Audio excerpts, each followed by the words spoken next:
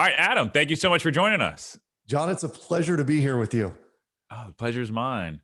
All right, so where I'd like to start out with is, what is your story? What is your climb? So essentially, how did you get here? Well, this is a really, I have to unpack a whole bunch of things, John. So this is going to be a really fun walk down memory lane. I was one of those guys who had no idea what I wanted to be or do when I was in college. I studied broadcast journalism because at the time I wanted to be Matt Lauer, and now I have no desire to be Matt Lauer. And I was trying to figure out, did I want to be in front of the camera? Did I want to be on the radio? I just didn't know. And I knew that when I graduated, I saw the journalists and photojournalists were driving Ford Escorts, and the salespeople were driving BMWs. And I was like, oh, maybe sales is where I should be. And so I ended up, the first several jobs that I had, I was actually in media sales. So I was selling radio ads, and then I sold direct mail advertising. I sold marketing programs for a digital agency kind of company. And eventually, I don't know how exactly this happened. A friend of mine encouraged me to try it, but I was a bit of a clothes horse at the time. I loved nice clothes, loved getting suited up and all that. And he was working for a company called Tom James, which is a clothier. Oh yeah, And they hound me. Do they? Are you wearing a Tom James shirt right now? I'm not, dude, but they hound me, man. Oh my gosh. So I was a Tom James clothier for about a year and a half in Denver, Colorado. And I have to be really honest with you, that experience for me is what I think in the end kind of propelled me where I'm at today. Because while I did not love measuring inseams for a living, that I knew that was not my thing. But I drove around every day cold calling senior level executives. And while I was driving around in my car, I was listening to Tony Robbins and Zig Ziglar and Mark Victor Hansen and Jack Canfield and Les Brown. And I was absorbing all of these success messages. And I kept thinking, that's what I want to go do. And so I weaseled my way into the speaking business kind of by hook and by crook, like asking everyone, how do I do this? How can I get into this business? And lo and behold, in 2004, I kind of, hung a shingle, said, this is what I'm going to do. I declared that I was a speaker, and the rest is kind of history from there. Wow. You just said, all right, I'm doing this, and everything fell together. It did. It fell together, maybe a misnomer. I was studying. I heard a speaker say, I was going and paying admission to all sorts of conferences and personal development, betterment workshops and whatnot. And I would take what these people said. I was watching them not only for how they delivered, but how they built their business and what they were saying on stage and how they were saying it on stage. And one gentleman said, two things that really stuck with me. One thing he said was that we should all be pursuing mastery of something in our life.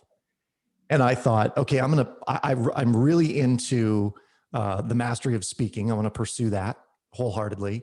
And I pursued the mastery of money because I knew that money was this core, fundamental thing. Zig Ziglar used to say that money's not the most important thing, but it ranks right up there with oxygen on the gotta have it scale. And so I wanted to pursue mastery of that. So while I was pursuing mastery of speaking, the other thing that this gentleman said that stuck with me was that we were not put on this earth to be employed. We were put on this earth to be deployed. And I had to reconcile what was my deployment. And I think my deployment is helping people build a bigger life by understanding these very core competencies and core philosophies that I wrote a book about called the Build a Bigger Life Manifesto, but they make up the manifesto. This is how you build a bigger life. And I think my deployment is helping people go do that. So over the course of about 10 years, I set goals and achieved them and set bigger goals and achieved them and was getting on bigger and bigger stages and had more exposure. And that kind of leads us to where we are today and in the work that I do and the fun that I have every single day. So you started in 2004, you hung the shingle. And at what point had you decided, okay, I am now doing what I'm doing and I am on the right path? Yeah. So 2004 to 2007 were those rough first 36 months of starting a business. You remember those months Oh yeah. where my wife was like, "Are you getting a paycheck this month?" I was like, "Is it a problem if I don't? I'm just curious." Thought you loved me, And babe. yeah, yeah. And then I don't know how this happens, John. I do know how it happens, but I don't know how it happens. But every time I started a business, my wife and I would get pregnant. And I don't know if it was like the celebration of that but we had our first child. I started my business speaking. Things were going well, or well enough at the time. And then we got pregnant with our second. My wife said, "No, seriously, what are you going to do, dude? Because you can't just travel all around the world, or around the country at the time, while I'm here at home with the two babies and trying to work."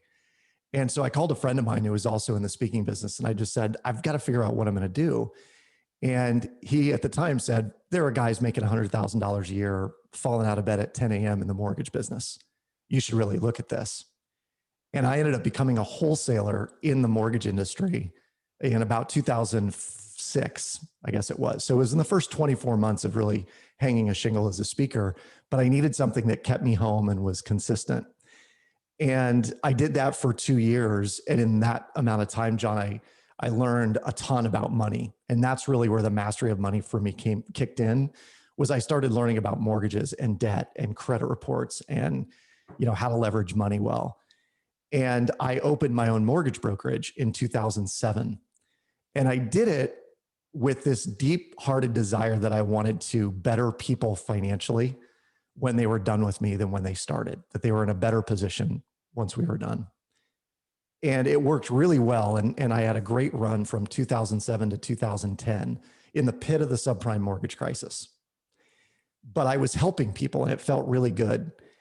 And around 2010, I had a commercial office space that I was paying like 3 or 4 grand a month for. I had 4 loan officers, 2 processors, and I just had this epiphany, like, what am I working so hard for? Because I didn't feel like I was paying myself a lot more. I was paying all my people really well, but I didn't have the freedom and flexibility and lifestyle that I wanted. I was still speaking, though, at the time. I was still doing 15 or 20 engagements a year. And for most speakers, that could be considered full time for them.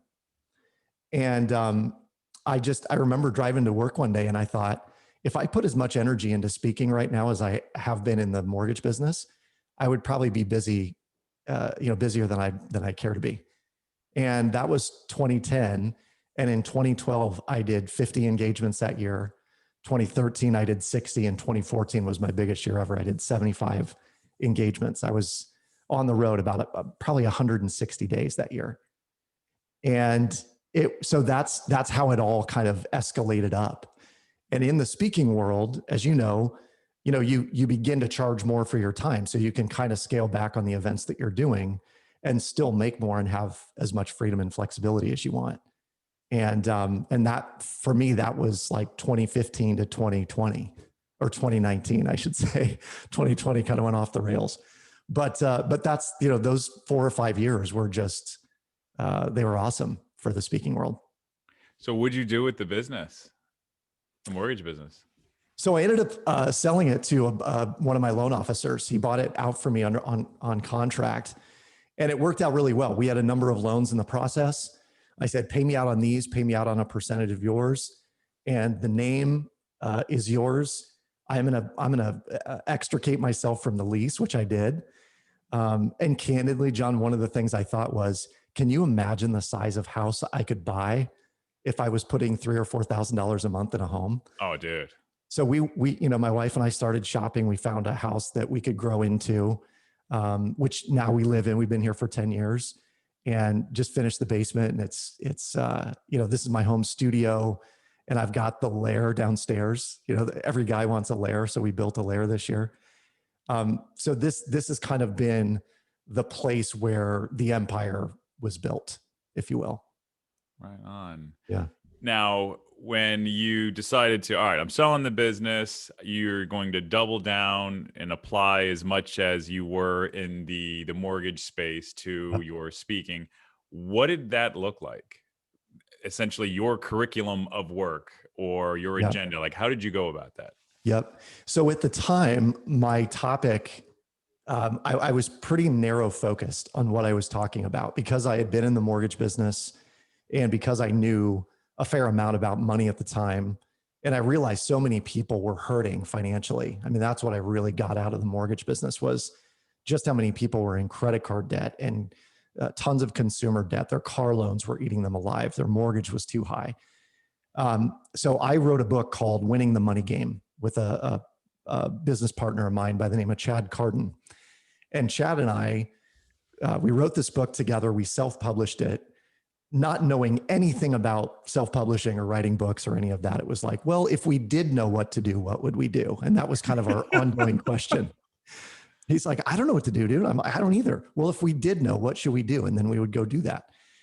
And the Money Game was a program that I created that I started going out and delivering on college campuses. And the reason I did it, John, was when I was in college, I was an idiot with money. I was living on borrowed money. I was a rich college kid that became a broke professional instead of the other way around. And so I wanted to go out and teach college students how to win the money game when they're young so that they could achieve financial freedom in their 30s, not in their 40s or 50s. And what it looked like for me, the doubling down was figuring out how do I go speak more in front of the audiences that need to hear my message that then translate into even more business. So you'll appreciate this as a marketer. I realized that I could go to one-to-one and I would get paid that one time. And that was great, right? I could go to a college and it would be gravy. Or I could go speak to a whole audience of folks from various different colleges and present one-to-many. And when I did one-to-many, I would then go get 10 or 12 or 20 strong interest forms, which I would then follow up on. And that became my sales process. So I think in effect, 2010 and beyond for me was really about figuring out how do I build a funnel? How do I nurture the funnel? And how do I create a really effective sales program where people are like, we've got to have this guy in because what he's talking about is so valuable. And that's how I went from doing, 10 or 15 a year to 70. And they were really good, fun engagements. I mean, for 3 years, I was pinching myself when I'd wake up, like, how do I get to do this and make money at it? And they want more of it when I'm done. It's awesome. So were you trading up? Would you do a university and then like a smaller college and then find a bigger college? Like what did that booking system look like? Well, the whole idea of pursuing mastery of speaking for me was this idea that the more you speak, the more you speak. That every time someone gets up and presents, they get better and better at whatever their message is. And so in the midst of that, I started thinking about, well, where are the pockets of college students or of the people who are hiring me on college campuses? And they happen to be, kids typically from the business school were the ones who wanted to hear my message because I lean pretty heavily towards the entrepreneurial side. I believe that college is great if you want to be employed. It makes you employable, but it doesn't make you successful. And the kids who go to college and get a degree, but in the midst of it are challenging themselves by running a side hustle or starting a blog or building a podcast or whatever, doing something is what made them valuable in the marketplace. So I would share that message. So the whole time I'm thinking, okay, I need business school students. People that were hiring me were folks in the admissions office, the orientation directors. And so I started digging down into that, like, well, where do they all congregate? And the business school students are all part of business fraternities like Alpha Kappa Psi and Delta Sigma Pi. And so I started reaching out to those fraternities, which are just international business fraternities. And I would say, I have this great program or this series of programs. I'd be a great keynote speaker for you. Here's what it looks like. And they would say, okay, well, we'll give you a chance in Omaha for this, small deal that we're putting on. And then I would go and I'd rock the house and they'd say, we've never had a response like yours before. What else do you have? And I remember very distinctly, in fact, the conversation I had with the director of one of these events. At the end of the event, she said, wow, the money game went over really well. Our audience loved it. what else do you have? And I said, well, what other programs are you looking for? And she said, we're looking for things on entrepreneurship and communication and networking. And I said, oddly enough, I have programs on all three of those things. And then I got on my whiteboard and I was like, okay, what am I going to do? And I created in a weekend 3 programs that I still do to this day that are still super powerful. And that was the kind of the slow growth of me building, what I do today. So you built a program in a weekend. Is that essentially a talk? Like, what does that look like? I have to do one in like 2 months and I've procrastinated. I've had like 6 months to do this. So this is definitely near and dear. This is probably another podcast you and I could do all about creating content and how to do this. I always start with a blank slate. So I'm always creating on a whiteboard or on flip chart paper. And I typically start with an idea. So like the networking one was an interesting one because I said, okay, well, let's just say networking is our topic. What are we talking about here? And then I just mind mapped all the things that have to do with networking, like the 6 degrees of separation and then 6 degrees of Kevin Bacon. And I did, could I do some creative exercise where I connected a bunch of people in the audience? So I put a question mark around that. I gave, what do fantastic networkers do? What don't they do? And we started brainstorming those ideas. And then I said, well, we need a catchy acronym for it. And so I was riffing with a friend of mine and we were going through power words, is it networking dominance? Is it networking genius? And I was like, what if it is just networking power? And so I put POWER. What does this stand for? And then somehow, stroke of genius, I guess, I was like, it's promoting opportunities while establishing relationships. Boom. That's it. And that became the core of my networking power program, that when we network, the goal is not to become known, it's to know someone else. So like if you and I are networking at an event, my goal really as a power networker should be to find out everything I possibly can about you and your dreams and your big visions, and then help promote opportunities to you that help you achieve whatever it is you want to achieve. And through that, we accumulate networking power. So this is what I did on this whiteboard. I just kind of mapped it out. And then it was like, okay, what kind of slides would I do for this? And then I built the slides on paper first. And then I had an artist create the slides for me in PowerPoint.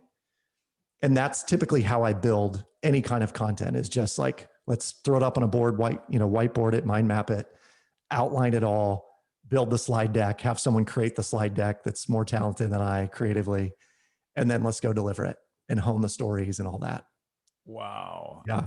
It's a very formulaic process. And I think when I talk about it, my operations director, she's always like, you simplify this, but other people need to understand how you do it. Because for me, I do it so often and so regularly, it becomes rote for me. And I think when I share it with other people, that their minds are kind of blown a little bit. Yeah. Do you have a program on how you create content? Because that sounds impressive. I don't, but that may be the Q2 offering, John. We'll see. So you speak, and it's funny when you speaking to all these universities, I was wondering if you did stand-up comedy, because I believe that's a similar model they use in stand-up comedy. They do the collegiate circuit, yes, and then they go to the clubs, and then they, circle and look for their Netflix. So super astute question, because one of the things that I did when I decided that I wanted to pursue mastery of speaking was I love how comedians think. And I wanted to break down, why are things funny? So I would watch hours upon hours upon hours of Comedy Central back when Comedy Central actually ran comedians. And I would break down, why is that funny? People would laugh and I go, oh, it was ridiculous, or it was sarcasm, or it was, someone would say, I've been married 62 times. I just haven't found the right one yet. That kind of thing. That's a ridiculous statement. But when comedians do that, they're doing it super intentionally. And then I found out that what they do when they build jokes is it's set up, punchline, punchline, punchline. And by the last punchline, people are rolling, right? Kevin Hart is masterful at this. He'll set up a joke and then he does a punchline and everyone's laughing. And then he does another punchline and they laugh even harder. And by the third one, they're crying. They're laughing so hard. Jim Gaffigan, same kind of routine. So I went and did these college events, and I would just try jokes. I would try an offhand comment. Someone would throw something back at me from the audience, and I would like single that guy out and riff with them a little bit. And I realized that there was strength in that, and that people like the relatability of someone who is not just memorized, but could riff and do stuff off the cuff. And today, a majority of my programs are fundamentally off the cuff. Like, I'm going to throw a question out and I'm going to get feedback from the audience, and I'm going to spin it somehow into whatever I'm talking about. But know that I'm looking for like one or two answers that are the perfect segue into what I'm going to go talk about next. So it was definitely a refined presentation, or a routine, if you will, that I got into. Yeah, because if you think about it, comics are some of the best presenters, and some are doing it every single night, 2 or 3 times a night. So, wow, that's a great way to look at it. I think it's a great takeaway for our audience. Yeah, I love it. I think one of the greatest things that a business owner, someone who's doing presenting a lot, could do is go take either an improv class or go take a joke writing class. Because I have coached a number of speakers in this industry. And what I find is that they'll read their stuff to me, and my mind goes, you know, what would be funnier is if you said this. Or if you've ever heard someone say a joke and they say it backwards, so it's not as funny because they say the punchline and then the rest of the setup is after the punchline. Sometimes it's just hearing it and going, you know, if you reverse that, it would be 10 times funnier. Did you take a joke writing class, or did you just do it on your own? No, I did. There was a guy in Des Moines by the name of Gavin Jerome, and he had Gavin Jerome's Comedy College. What's a funny name? It is, right? And he was a goofy dude. He had this like big bouffant hairdo. He was just he was a goofy guy, but he was brilliant about writing jokes. And it was the best $300 I've ever spent. It was like 4 weeks long. Wednesday nights, we'd go in for 2 or 3 hours and write jokes. And then at the end, our graduation was we actually had to do stand up at a local bar. And so I did. And then I got so like into the stand up routine, I went and did amateur stand up nights at the Funny Bone Comedy Club here locally. Really? So you so was the first night like the crash and burn? They say that's the best scenario. You want to crash and burn the first time because you don't set your expectations too high. Right. Well, Gavin apparently saw some promise in me. So he had me at the tail end of the show, which generally meant, you know, if you're the closer, you've got the strongest jokes. Well, I did, and it closed well. And I had a lot of friendlies in the audience, so that helped. But once I did it, it was like, I really dig just getting up and, you know, saying, like, I could be a different persona on stage that I maybe am not when I'm in front of a college audience. I could swear, I could, you know, do kind of crass jokes. I was testing my limits at the time. Today, I see every time I get up, it's a little bit of a comedy routine, because I think when people are laughing, they're learning. And if I'm engaging them that way, like, you know, dopamine's firing and they're having fun. And so that's one of the goals. When I start out any program, I always say I have 2 goals today. Number 1, I want to have fun. And if you don't, I'm still going to. So it's on you. It's not on me. And number 2 is I want this to be relevant. I want you to take at least one idea out of today that you can apply to your life. And every event starts that way. So where did the books come into this? Were you speaking before writing the books, it sounds like, and then you wrote books later? Well, yes, I was speaking. I was doing a lot of programs trying to find my voice and figure out what I wanted to talk about. The Money Game came about as a result of a conversation between Chad and I. And then we wrote it together. He was in California, I was in Texas at the time. And we just went back and forth on a Word doc and wrote a book, self-published the book. And then candidly, John, I kind of love the idea of mailbox money. And I really like the idea. I think it was Robert Kiyosaki who said, the issue for most people is they work and they get paid. They work and they get paid. They work and they get paid. And what we should all be trying to do is go to work and then get paid over and over and over again. And it occurred to me that I could write a book fairly easily. Like it's not a challenge, not that it's not a challenge. It is not this overwhelming task for me to sit at Starbucks for 2 or 3 hours at a time and write 2,000 or 3,000 words. You do that 10 or 15 times, you've got a 120-page book. And I knew that when I write a book, I had a new platform, if you will, to go speak upon. And I knew that if I had a new book and a new platform to speak upon, that could keep me busy for 2 years with my existing client base, where I could say, hey, I have this new content. Here it is. I have a great program. You're going to love it. Your people are going to love it. It's been 2 years since you brought me in. And they go, oh, okay, well, what's your fee? And I'm like, well, it's doubled since last time, but here it is. And that kept me going for a long time, really up until 2020. And I had just written a book in 2019 that I was about to release in 2020 when the pandemic hit. And now I'm like circling back to that book saying, hey, this has never been more relevant. So we need to talk about this book. What book is this? This is the Build a Bigger Life Manifesto. Yep. All right. You want to give a plug? Tell everybody about this book. This is so thank you for the opportunity to do so, John. I mean, you teed it up so well. Yeah. The book itself is the product of 3 years of podcasting with people. And it was the Build a Bigger Life podcast. And the idea was, I want people to build a bigger life, not a bigger lifestyle. My money messaging was always that I think what people do is they seek happiness, but they seek happiness in their things, and they seek happiness in spending money because it's temporary, but it makes them happy for the moment. And then they realize, oh, shoot, now I got all this debt that I got to pay off. So it's about building a bigger life, not a bigger lifestyle. And I was talking about that all the time. And I started asking people the question, what do you love about your life on the show? And they would give me these great answers. And then I started breaking down what all of them, or many of them, had in common. And they were things like they knew what their core values were. People that had a big life were going to work every day knowing that their top 3 or their top 5 core values were being itemized out every single day. And anyone who felt like they weren't building a bigger life, generally speaking, were not living according to those values. There was something missing. So like, as an example for mine, my 5 are family, freedom, love, growth, and connection. All these people had their core values that clear and defined for themselves? Not all, but most of them that when I said, what was it? And they're like, I got really clear about what I wanted. And then I'd say, oh, so you're talking about your values. What are your core values? And we would start to kind of elicit them on the show. But some people, yes, they came to the show saying, my top 3 are this, this, and this. And in 2020, one of the things I realized was that I was feeling really uneasy, and, like March, April, May timeframe, I felt a lack of grounding. And what I realized was I was missing connection, my 5th core value.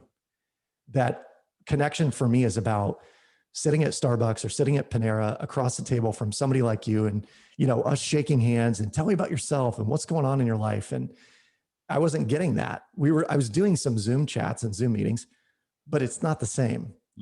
I needed the in-person thing. And so it was figuring out like, well, how do I create that with certain people? If I build a bubble that are my people that I'm connecting with, how do I build that? And then when I did, all of a sudden I felt better. So Build a Bigger Life, the manifesto, starts with, what are your core values? That's the foundation. The second tenet in the 9 core tenets is that you have to see yourself as the architect of your life. So there are a lot of folks that will say, well, I would, but my boss or my wife or my kids, or I would, but this is happening. And I always felt like that was a cop-out, that it was not taking ownership and architecting your own life. And so I believe that to build a bigger life, you have to be a life architect. You have to decide that your life is going to be whatever you decide it's going to be, and then go build it. It goes on from there. There's a number of core tenets that we go through, like have a big vision, ask bigger questions, trust the inner knower.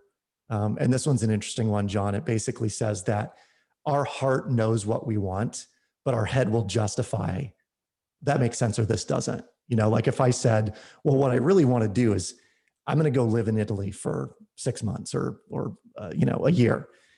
And my head goes, well, how are you going to do that? And you can't make money doing that. No one's going to hire you if you're in Italy and your work is here. Your head does that, but your heart still calls for whatever your heart calls for. And so the inner knower is basically getting really quiet and listening, like, what am I called to do? What is that whole idea that I'm not here to be employed, I'm here to be deployed? What's my deployment? and what is keeping me from that deployment, and then beginning to eliminate some of those roadblocks. 9 times out of 10, what happens is people realize that money is in their way. And so the 7th core tenet is making money irrelevant. And this is where a lot of the financial education comes in for me. And my goal in that is to help people understand how to create enough passive income that your monthly expenses are taken care of. And when you do that, when you have more money coming in passively than actively, technically you're financially free. When you have more money coming in passively than you have expenses, technically you're financially free. And my goal is to help people get to that point faster. And we do that through elimination, and we do it through automation, which are the last 2 core tenets. So in the book, I spell out, here's this path that you take. And at the end, ideally you pop out at the end with a much bigger life than you started with. So I love everything you said there, and it sounds like some things were original, some things I've heard from others, but it sounds like you put it in a systematized way that you could very well create a movement and sell where there's just tons of people going to these seminars. So I want to congratulate you on that. I haven't read it yet, but I'm definitely going to. The one thing that jumps out at me is the passive income. That seems very difficult, and it seems like there's only a finite number of things that would create passive income. Can you talk about that a little bit? Yeah. And you're right. I mean, there are to the naked eye, people are saying, well, I guess I have to invest in real estate, or I guess I'm doing dividend paying stocks. That's how I do this. Right. And I started to dig into, this is part of the mastery of money study for me. But what are the ways? How would I create what Mark Victor Hansen told us years ago in a seminar? He said, you've got to create massive, passive, permanent streams of income if you want to create financial freedom. And so I always had that ringing in my ears: massive, passive, permanent, massive, passive, permanent. And there are a lot of ways to do that now online. You can white label, software. So you could buy software from someone, white label it as your own, and sell it. So I have a site called Shred My Mortgage, which is a mortgage acceleration software that has been white labeled, and I sell that, and people pay a monthly subscription to use the software. So that's one form of passive income that I have. Certainly real estate investing I did for a number of years, and then realized that I had a duplex for probably the better part of a decade that I owned. And on a monthly basis, I think I maybe turned a $400 profit on that duplex. But I had tenant issue after tenant issue after tenant issue. And I started thinking, is this worth my time? You know, the deductions and the minimal amount of passive income, because candidly, I could sell 40 books and make as much money as I was on the rental property. And so for me, John, books became my rental property. I started investing more in, how do I market these? How do I promote these? How do I put these out? Get them in the hands of booksellers and bookstores and marketing lists and you know, all the different kinds of advertising that book authors can do. I started digging into. So that's one way. On the real estate side, I still like real estate. And I realized that you can actually put money with folks who own real estate as a syndicated investor. And you can earn not only a monthly income, but then you can get a big back end. So I invest with an organization out of Rhode Island. And I'll put sometimes small quantities, sometimes big quantities in. But generally speaking, we get somewhere between a 12 and a 14% return every single year out of the money. And for me, I'm okay with that. Like, that's a good return on putting funds in, and I'm guaranteed the return. And this gentleman is someone I trust, and he's built a multi-million-dollar business doing something very strategically. And so I believe in his model. So that's another model of passive income. And the last one is one that I came across through a friend of mine, but it's basically owning intellectual property.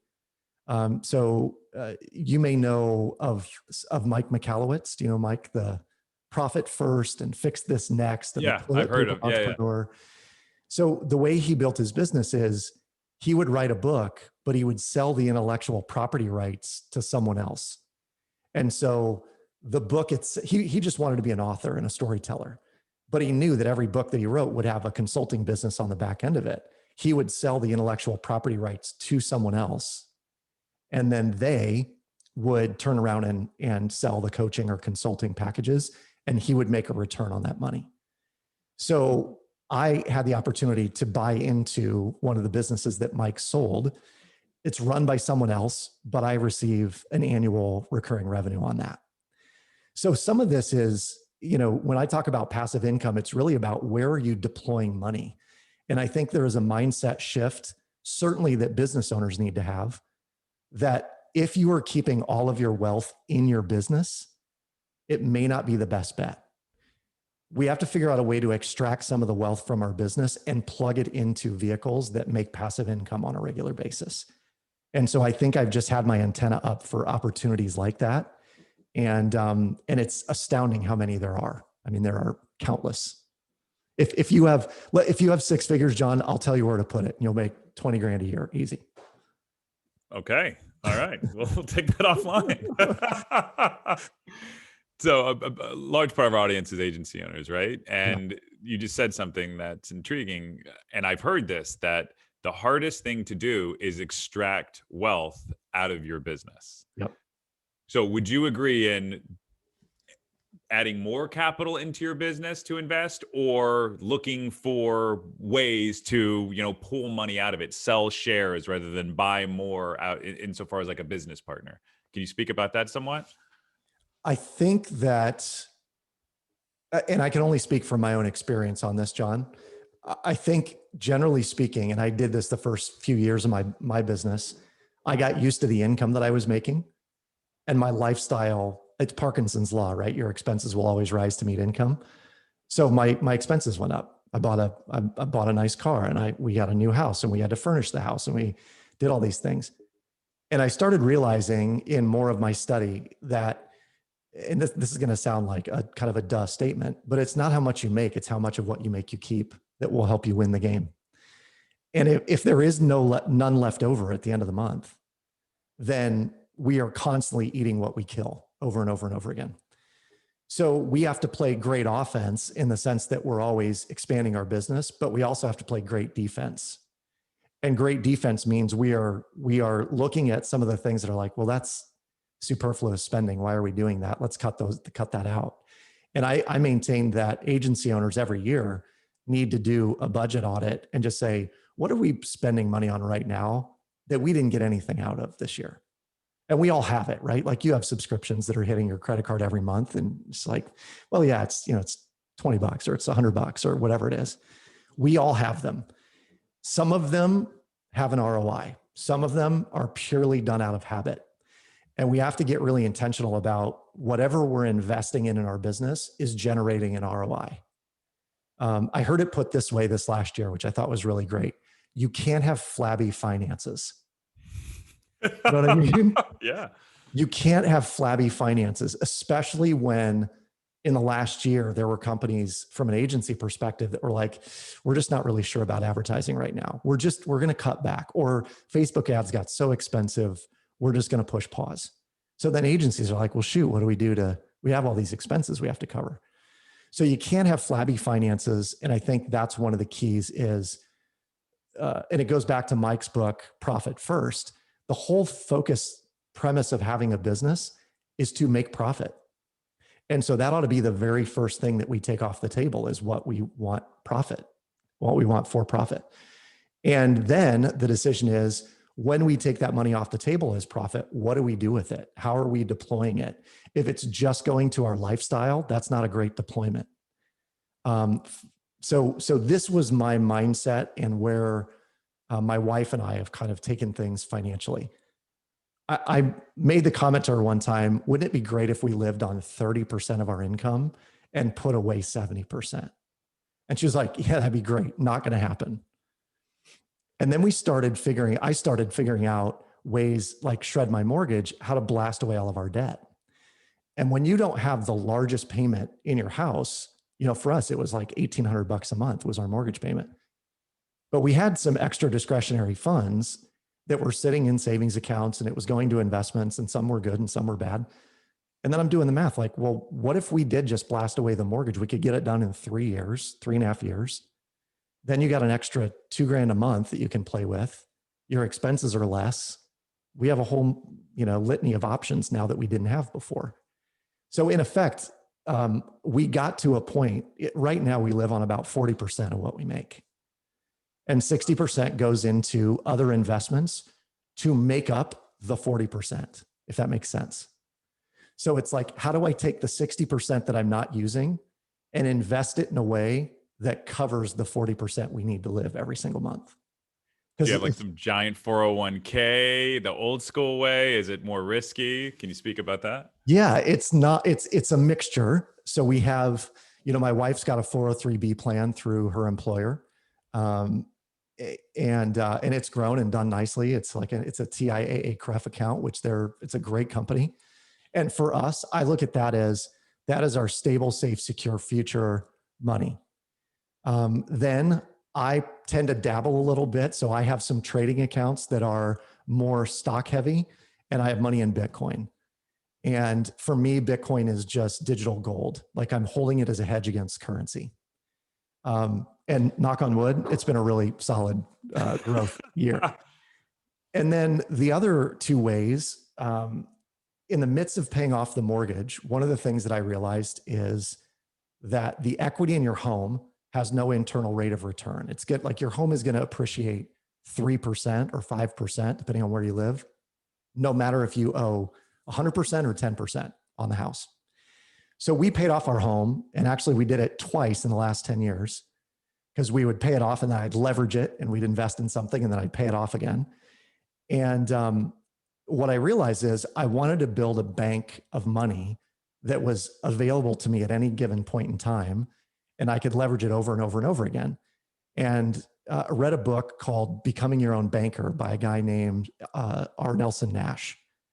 And Nash basically said the best way to do this, in the way that Walt Disney built Disneyland and the Rockefellers passed on their money, is through cash value whole life insurance policies. But you overfund them for the first 4 years, and then you scale way back on the premium. It's called a high equity cash value policy. So effectively, some of our long-term funds are held in insurance policies for my wife and I, but we build up a big cash amount in them, and then we deploy that money in other investments like this real estate play that I mentioned before. So at any given point in time, there may be $100,000 or $200,000 with this real estate investment that earns a monthly recurring revenue. And then when the deal cashes out, we get another big bump at the end. And so it might turn 100 into 150 within 3 years. Wow. Yeah.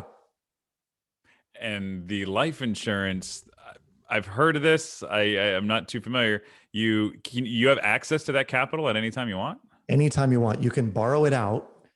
And in effect, what it is, it's like becoming your own banker. So that money sits in that account and it earns a 6% dividend every year. This is the kicker. It earns about 6%, 6 or 7%, depending on the company, every single year, regardless if the money is in the account or not. So I can borrow the money out, and they charge 5% to borrow your own money out, but they're paying a 6% dividend on an annual basis. So your money ahead, no matter what, even borrowing money out of the policy. You borrow it out, you can borrow up to 95% of whatever is you've put in the policy. And the policy will always remain in effect as long as the premium is paid every single year. So roughly speaking, to put numbers to this, you could put $25,000 a year in a policy 4 years in a row, and then the premium will go down to $2,000 or $5,000 or whatever you specify. In effect, for us, it becomes like a Roth IRA payment is kind of how I look at it. And over the course of 4 years, you build $100,000 to $110,000 in the policy, and then you get to deploy that $100,000, however you see fit. And it could be, honestly, if you wanted to go buy a car, you would just pull money out, pay cash for the car, and then your business would pay the money back into the policy. So this is where, when we talk about pulling wealth out of your business, I'm going to run a scenario by you. So John, imagine that your company has a policy, or you have a policy personally for yourself, but you loan your business $40,000 out of the policy to buy a sweet ride. And the deal is that your company is going to make the payment on that vehicle back to the policy. Now, because you are the lender, you get to specify what the interest rate is. So you might be paying yourself back at 8 or 9 or 10% interest on that $40,000, which is an expense to your business that you get to write off. It's extra interest into the policy, and you get this nice sweet ride that you technically can make payments on or don't have to if you don't have the money in your account. That's brilliant. So it's really about controlling the money that is rightfully yours in the first place, and eventually kind of cutting the bankers, the middlemen, out of the equation. Wow. I love that. That is a huge takeaway. Yeah. I'll tell you what, man, when I go through this in the Build a Bigger Life manifesto, and I talk about shred being step one, shredding your debt, because a lot of people will say, well, how would I write a $25,000 check to a premium? And what I tell them is, it's very easy. You would do it out of your home equity. And that will happen over time. You can do it within a year or two when you use the system. So we use shred, we use the infinite banking system is what it's known as. And then we deploy that into vehicles that create passive income. So it's kind of a 3-tiered approach. But when you do it, I believe that anyone can be financially free in 10 years doing this process. So do you even bank with anybody, or are you just your own bank through these insurance policies? Yeah, I mean, I have an account through a credit union, and we essentially use it for the home equity line of credit, and that's it. And that HELOC, we run all of our income through the HELOC, and then we pay all of our bills out of the HELOC. So every single month, so long as we have more income coming in than we have expenses, there are really considerable chunks of money that are being sent out to either blast away debt or put into investments on a monthly basis. You're like a mad scientist with this. Thank you. Thank you. Yeah, it's been years of study, and there's a lot of people who do aspects of what I do, but I don't think that I know of. I don't think that there's anyone who's put all 3 of these separate, disparate strategies together in the way that I have. I haven't heard it put that way. Granted, I don't study it that much. I know a lot of people that are really big into this, and I know after they listen to this episode, they're definitely going to be fans of yours. I can say that for sure. Cool. But yeah, no, that's incredible. And all right, so you've taken all of these things, but you've also you've written books, you've spoken maybe hundreds, thousands of times at some of these universities, but you've also done a couple impressive TED Talks. Tell me about that journey. So in the midst of speaking and doing these college audiences and doing more associations and conference work, I had a conversation with a mutual friend of ours, Drew McClellan, and one of our mastermind partners, Mitch Matthews, who's another brilliant entrepreneur. And Mitch and Drew and I were having lunch one day, and we always, whenever we do our mastermind groups, we spend 45 minutes to an hour on each person. And it's like 15 minutes of what's up and then 45 minutes of them drilling each other with questions. And so they were drilling me with questions about what's next and what happens now and where do you want to take the speaking business? And at the time I said, I really feel like I have a TED Talk in me, and I want to deliver a TED Talk and be on a TED stage. And Mitch said, I have this crazy idea about how to get a TED Talk. And I said, okay, I'm all ears. He said, at the bottom of your email, I want you to do a solid double dash line under your signature line. And then in big, bold red letters, put, my big dream is to someday grace a TED stage. If you know of someone who could help me do that, I'd be forever in your debt. And I did that. I put that at the bottom of my email. I baked it into my signature, and I sent out emails, and I completely forgot about it, John. And it was about 6 weeks later, I got an email from a student that had seen me present at a university. And he said, Adam, I'm writing because I'm on the curation team for this TED event, and you were the first person I thought of. Would you be interested in coming and speaking? And at the time, John, I was doing a ton of stuff around student loan debt and the issue that like a profound challenge that I saw on college campuses which was students that were in way over their head, like 80 to 100 grand or more on a bachelor's degree. And so I did my first TED Talk at the University of Wisconsin La Crosse, or Milwaukee, I'm sorry, Milwaukee. And had a great event, although it was their very first go at it. So the lighting sucked, the camera work was not great. And I was like, this is not going to be the product that puts me on the map. I was super proud of myself and glad I got to do it, but kind of came home going, okay, that was cool. I did it. I get to say I did it. And then about 4 weeks later, I got an email that read almost verbatim the way that the previous one did. And it said, Adam, this is so-and-so. I heard you speak years ago. I'm on the curation team for this TED event at the London Business School. And I'm curious if you would be interested in coming over. So we get on a call and I said, tell me more, what's going on? She goes, we have no money. We can't pay you. You'd have to fly your way over, fly your way back. We can't even pay for a hotel, but here's what I'm offering. And I was like, I'll do it. And so once again, I brainstormed some ideas on the TED Talk, talked to Mitch and Drew. They helped me hone in on an idea.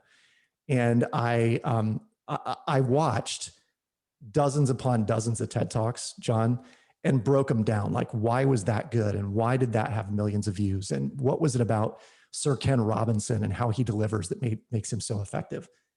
And then I baked that into my program and went and delivered it.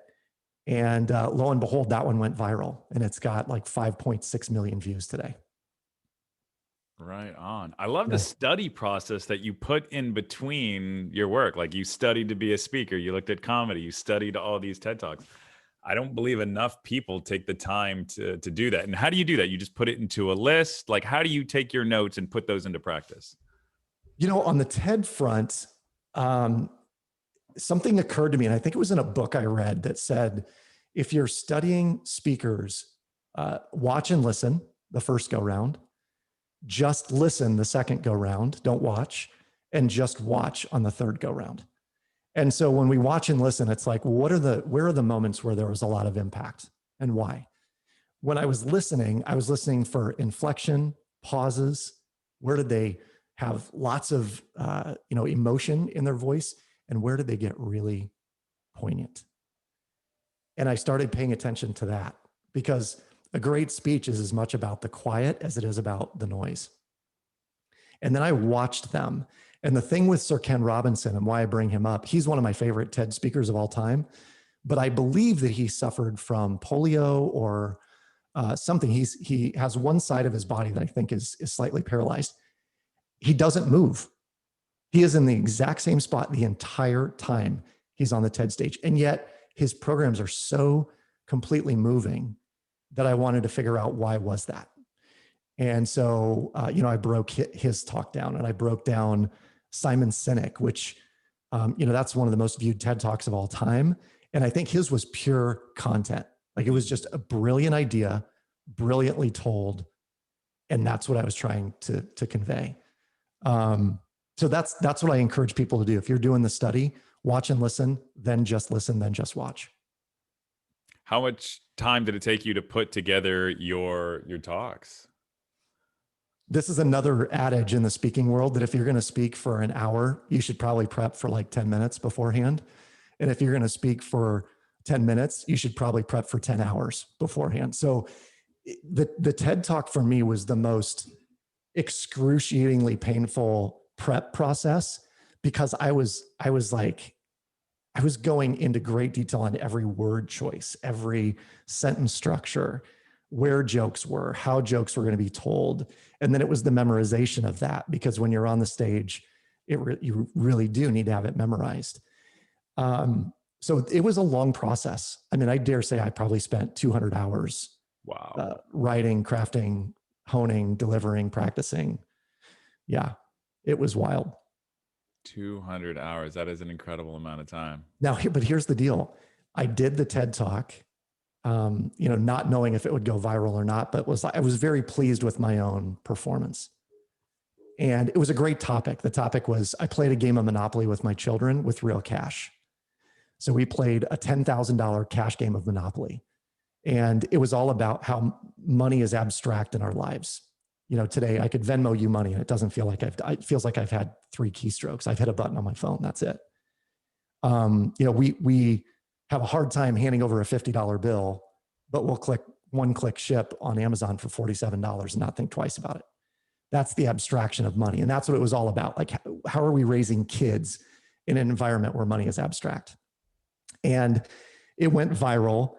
And I did not know what would become of that talk, but I've used that 15 minutes over and over and over and over and over and over again. And I've been paid again and again and again and again to tell the exact same talk that I gave for free at the London Business School. And as I start to deliver it, people are like, I've heard this before, and I'm like, yeah, because I'm in your queue. If you just sit and watch TED Talk, I show up in the queue. How you like me now? Yeah, that's right. Like, I watched this in high school. Yes, thank your high school personal finance teacher. It's true. Yeah, you get going back to that trade up. You use that as portfolio work to say, yeah, this is why I get to charge a premium. I was on the stage in London, damn it. Yes. Giving a 5 million viewed TED Talk.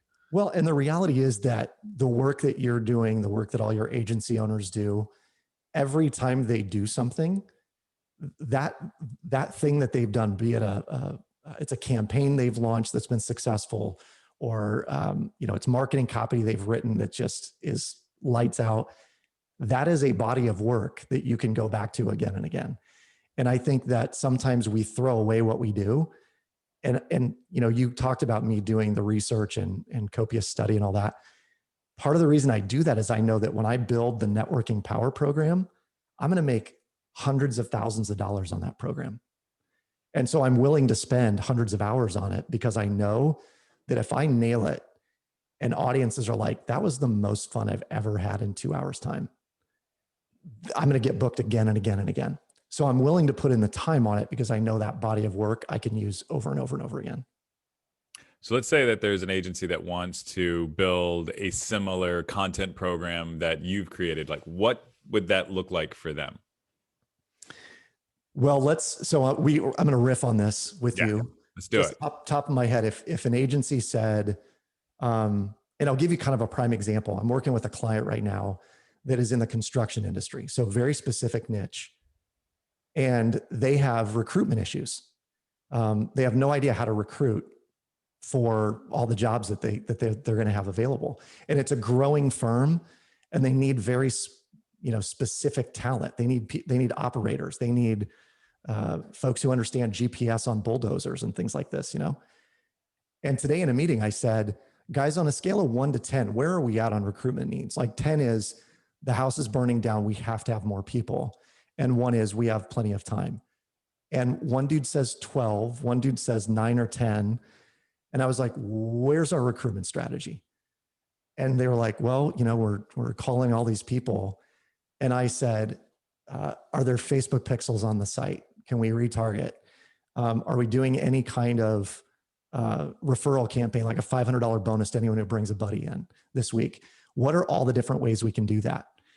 I maintain that an agency could say, hey, we are going to build this program for very specific niche industries on how to leverage marketing tactics to build your ideal employee base.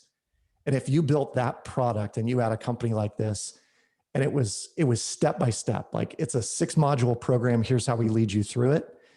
And oh, by the way, we're going to do it over the course of 4 months. So every 2 or 3 weeks, we're going to meet, we're going to go through a module together, and you're going to get it for the low price of $7,500 a month. Right. But at the end, we're going to have bare minimum, you're going to have 5 to 10 new hires. If you don't get 4, you're not charged anything. Like, let's make it completely, no brainer for the client. But I maintain that companies would be like, guide us. We just need your help on something. And then you could wash, rinse, and repeat over and over and over again. All the construction firms that need this, like, do this, do this, do this, do this. We've done it in 15 different cities across the country, and here's our results. You could build that, I think, in a couple weeks' time. So niche focused. You're and then taking what you learned from the way you did it, you focused on college students. That was your niche, college students, right, and their finance. Yep. So, all right. So you build this program, and then let's say it's the one for construction, and you can sell it to all the others. And then you look for the construction circuit, right? Wherever those conferences are, whatever those speaking engagements are, right? Exactly right. Then, depending on what you learn and what you hone, then you would create a book based on that collection of information and your experience and stories. That's exactly right. And So then I you would, put something in your email signature that says, "This is on my bucket list. I want to do a TED Talk." that's exactly right. I would systematically building a 7-figure business. Here's how it's done. And you nailed it. I mean, if now it makes me want to create this, John. This is the problem. I have these ideas. Go author it, man. Yeah. But yeah, absolutely. My buddy Scott Ginsberg, he says, ideas are free, execution is priceless. But the idea that I think, to expand on what you just said, is if you had an agency owner that had just super dialed in the recruitment process, digital marketing recruitment, and building a process around how to do that and how to funnel people in and what they experience and all of that, you could go then present at all of the master builder statewide associations. So there's Master Builders of Iowa, Master Builders of Texas, Master Builders of New York. And every one of these organizations, when you present, you said, listen, there is a recruitment crisis. Here it is. And there's a marketing adage that says, when you can articulate someone's problem better than they can, they naturally believe you have the solution. So you would articulate, like, here's the problem. There's not enough qualified labor in this pool, that you have to get really creative about how you're marketing and advertising to these people. And you have to touch them at the point where it hurts. Like, are you tired of working in a silo? Are you tired of jerk bosses? Are you tired of no upward mobility? Speak to them in the language that resonates. And I think you would have people that would call after every one of those programs, like, we desperately need you. What does it cost to work with you? And you'd say, how many people are you looking to hire? We need 10. Well, here's the deal. Our program is 6 months long. We guarantee you'll get at least 5 out of this program. And here's what it costs. Are you willing to spend at least $6,000 per person, $8,000 per person, whatever it is? I mean, they say that the cost to hire a new person is somewhere in the $30,000 to $40,000 range for most companies by the time you train them and get them up to speed. So imagine if you showed the ROI and then you just do it again and again and again and again. It's brilliant, John. Let's do this. And everybody loves shortcuts. Everybody wants to cut in line, and that's exactly what you appeal to with that.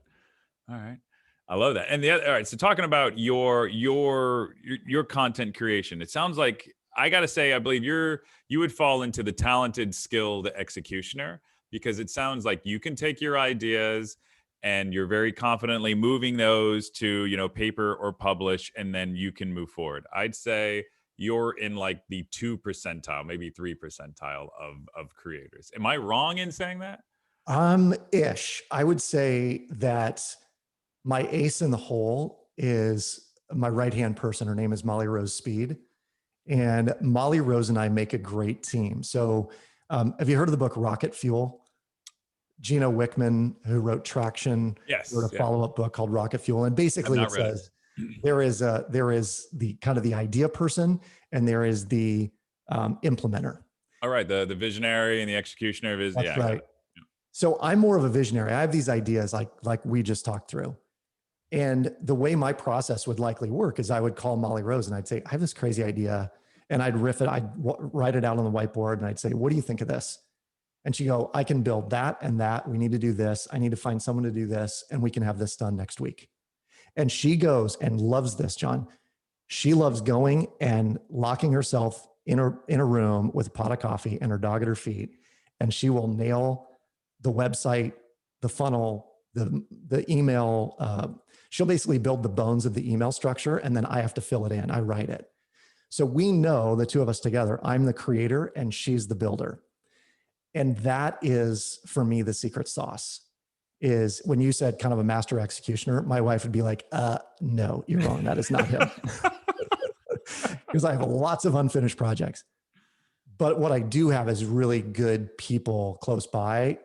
And I think I don't know if I figured that out or it just naturally came as a part of building what I did.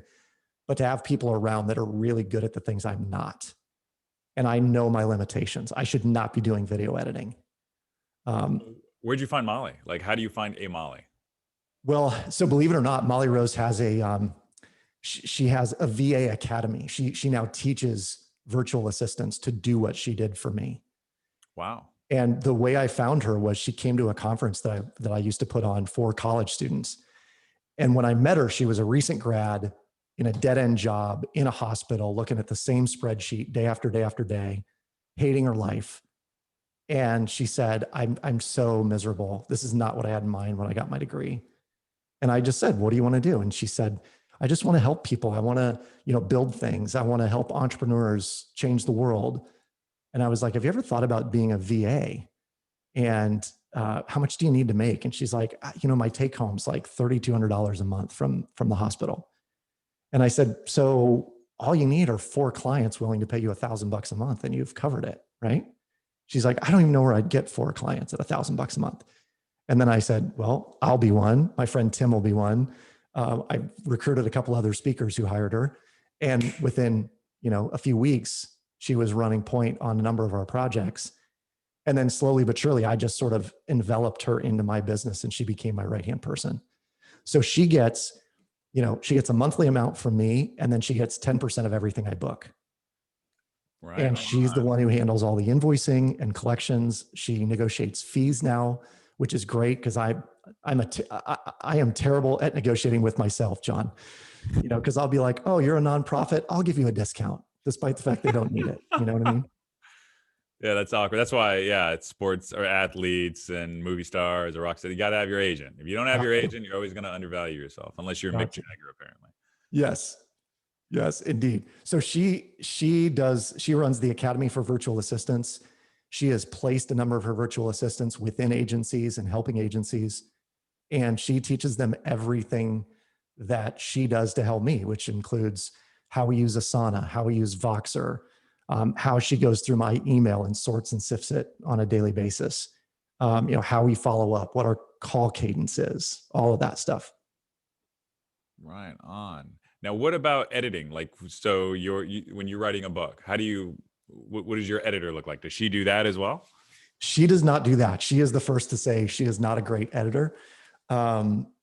She's very creative. Like her taste for websites and graphic design is impeccable. But from the editing standpoint, for the last 2 books, I have worked with a local publisher. And I wouldn't call it vanity press. It's more like self-publishing plus. So he basically does all of the ISBN, Library of Congress. He does the editing. He does the book layout. He works with distributors to a certain extent. And then we just get a discounted book rate. So like I'm ordering books at, I think the last order was $1.55 per copy. Now I might have to order 2,000 or 3,000 copies at a time, but I'm also selling mass quantities into speaking engagements at a time. So I might do, a university, but part of my contract is they're going to get 200 books with the contract. Molly just nailing them, working that in there. Yes, she's like, how about, do you have a curriculum budget? Do you have this budget? Do you have this? I mean, she's dialed in. Right on, man. All right. So you've written 4 books. So you're big into the financial literacy. A lot of your books are around that or touch on that. You mentioned that you're spending money on cryptocurrency. I was going to ask you this. It was one of the questions I had on the list. We're printing tons of money right now, and inflation is going to get a hold of us in a nasty way. So what would your recommendation be for people looking to find something to, do something with their money? Because technically it's rotting right now as it devalues. I'm not one to say, oh, go pour all of your money in to Bitcoin. I did have a college student 2 years ago who said, should I put all my money in Bitcoin? And I was like, well, how much are we talking? And he said, I have $2,600 or something like that. In hindsight, I should have said, yes, do it. Put it all in Bitcoin. Yeah. Today, I think you're exactly right. We've printed $9 trillion in the last year that the government's pumped into our economy. And when anyone says, I don't understand, why is the stock market on a tear? It's because we've pumped $9 trillion into the economy.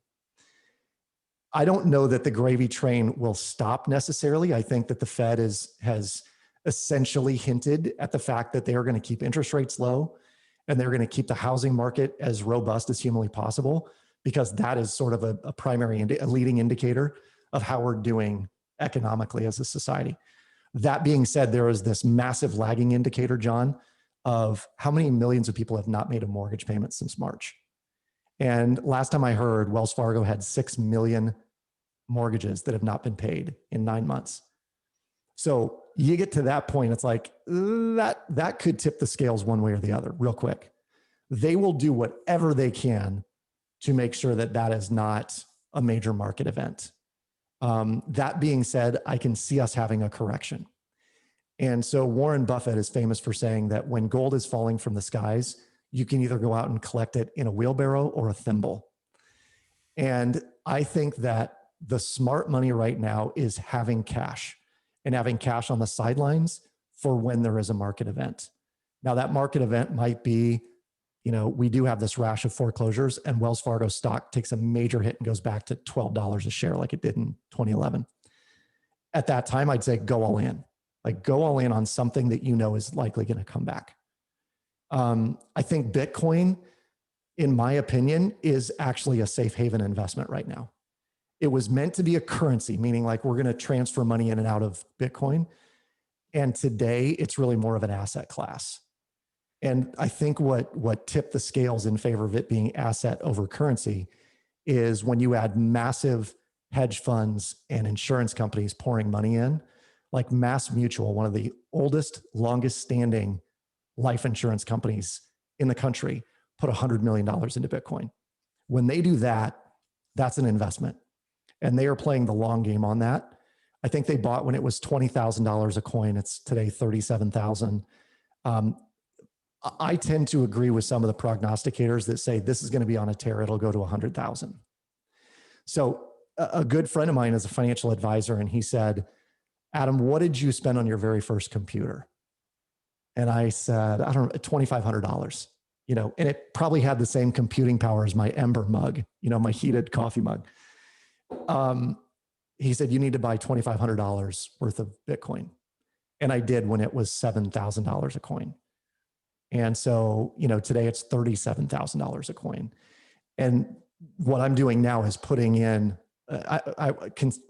conceptually what I'm doing is dollar cost averaging, but I'm putting in money on a regular basis because I truly believe it's digital gold. It's a hedge against where our dollar is going. So you would recommend, if somebody had, hypothetically, let's say $100,000, right? Somebody's got $100,000. How much should they reserve in cash to invest based on, the gold falling from the skies in the wheelbarrow versus putting into Bitcoin? If it's six figures, that is, it's future money. This is earmarked for the future. You're not going to need it right away. Yep. I would probably put 15% in Bitcoin. Okay. So 15 grand out of 100. Yep. I would set aside probably 50% of it for whatever the event that's going to happen. And I would consider putting a chunk of it, the remainder of it, or maybe a little bit more than the 50%, into some kind of syndicated investment that generates a monthly return. Such as the Rhode Island housing situation that you uncovered. Yep. And a simple way to look at that is you can Google syndicated housing investments, or simply go to Fundrise. If you go to fundrise.com, they're basically crowdfunding commercial real estate investing, and it generates a monthly return. And it's from what I can tell, it's very safe. These people are gifted at what they do, and they know what they're doing. And, they're turning money for investors. But I think that idea of building massive passive permanent streams of income is really important. And for what it's worth, John, because money is cheap right now, when you get a 30-year fixed mortgage at 2.75%, if it makes sense for you to refinance your mortgage and pull some cash out, do it. I don't think that is something that I would direct people against if you knew that the money could be deployed somewhere for something else. Now, if you're buying a boat or don't do that. Put that money to work for you in some way. And if you really don't like debt, then learn about the Shred method, which is the Shred My Mortgage software that I mentioned. And that we have training at theshredmethod.com. But it'll teach you how to do this, where you can blast away your mortgage in record time and do what we do, which is we leverage it. We borrow against our house, we put it to work, we blast away the debt, and then we go re-leverage it again. And so effectively what you're doing is like doubling your money every 3 to 3.5 years when you do that. Man, that's incredible. Yeah. I had no idea. And I know we're coming up almost to time here. So is there anything I didn't cover that the world should know? Anything that you didn't cover the world should know. We are, first of all, I think it's necessary to look back at 2020 and realize that it happened for a reason and there were lessons to be learned through everything that we went through. And one of the things for me that really became crystal clear is that all along I could have been spending time with my friends and my family and doing trips and, you know, having experiences that I would remember forever. And instead I was focused on doing things that either had limited or no ROI, things that were busy. You know, it was busy work. It was urgent, but not important. And I think that 2021 for me, and hopefully for everyone else out there, is to get really, really freaking intentional about what we do. And that means eliminating some things. My good friend Antonio Neves, who wrote a book recently called Stop Living on Autopilot, he said, you know what happens when you have lots of apps open on your computer? Your computer crashes. He goes, we all have too many apps open. We got to close some apps. And I think 2020 was like this wake up call that we got to close some apps. And in closing the apps, we have to be very selective about which ones we reopen in 2021. So that's that is the challenge that I'm faced with, John. And I think I'd give myself like a 4 out of 10 on it. But I'm working on it constantly. Like I'm meditating on a daily basis going, what are the most important things and what aren't? And how do I eliminate those that are not important to focus on the true mission at hand here? I think that's the key for agency owners and everyone else listening moving forward is 2021 has to be incredibly intentional. And if it is intentional and you treat yourself like a life architect, you know, architecting what you want in your life, you can have everything you want, everything. It's entirely possible today. And I think it's hilarious. I don't know why this came into my mind, but the story about the dude that has $200 million locked in a Bitcoin account. Have you heard about this? 250. Yeah, 250. Yeah. And he has 2 password chances before he loses it forever. And he hired some firm to help him. I'm like, what are they doing? Hiring a psychologist, going to give him some MDMA, some psilocybins. Like, all right, bro, we're going to get you into the subconscious state. I mean, hypnotist. All right, imagine it was this. Yeah, like I don't know. Is there anything that you're promoting or peddling? I love that word peddling. Peddling. Like it, but is there anything you're promoting or peddling that you would like to, share with our audience? This is your space. Yeah, thank you, John. I think that the Shred method is paramount. It's central to what I do. Teaching people how to leverage their income in different ways. So the Shred method is a micro training, if you will. You can go through it in 4 lessons. They're all open and available on the site. But you go to theshredmethod.com, watch those 4. That will prompt probably some more questions. And then there's an offering at the back end of that. You can do a monthly subscription or get a lifetime membership. And effectively what that is training with and from me and my team on exactly how we use the strategy to build wealth over the long term. And nothing in my experience, and I've been doing this kind of work now for 20 years. In the last 10, nothing has advanced our wealth faster than using this model in tandem with the other 2, stages that I mentioned. Shred, slice, cut that debt. That's right, Shred. I need to do a late night infomercial. Oh, dude, that'd be great, man. Shred it. You accidentally get some money in there. No. Yeah. So how can people get a hold of you? People can find me at adamcarroll.info. And if you do a search on YouTube for Adam Carroll, there's one of 2 of us. It'll be myself or there will be a singer-songwriter from Austin, Texas. So if you see anyone with a guitar, that's not me. But any of the things that are about success or high performance or money, you'll find me on YouTube. And my channel there is Adam Carroll Speaker. You should team up with that musician, man. We've thought about doing it. You know, you'll like this idea, John. I was going to pitch a TV show idea to producers, and it was going to be called You Don't Know Me from Adam. And I would go, there are lots and lots of Adam Carrolls out there. In fact, on Facebook, there is the Society of Adam Carrolls Facebook group. Oh, dude, it's crazy. I was going to call every one of them and like, be like, hey, what's your story, man? I'm going to come live your life for a day. And so like I would wake up in their bed and I'd go to their job. And so there's like a Formula One race car driver in Ireland and the singer-songwriter in Texas. And it would just be a blast. Oh, dude, that is awesome. Yeah. Well, Adam, I really appreciate you joining us today, man. Thank you for having me, John. I'm super excited to present this to your audience, your tribe. And when you're ready to circle back on this idea, let me know. All right. Thanks again.